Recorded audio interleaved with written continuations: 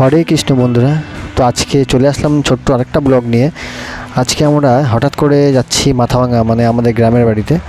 আর সেখানে যাওয়ার কারণটা হচ্ছে, কালকে রাত্রে কাকা আমাদের ফোন করেছিল, বলল যে আর্জেন্ট আসতে হবে। তো পরে যা জানতে পারলাম যে আমার বোনের জন্য ছেলে দেখতে যাওয়ার জন্য আমাদেরকে ডেকেছে।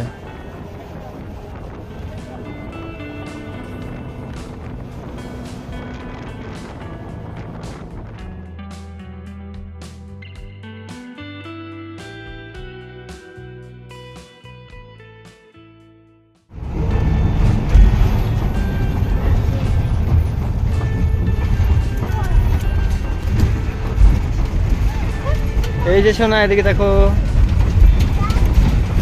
টুকলু।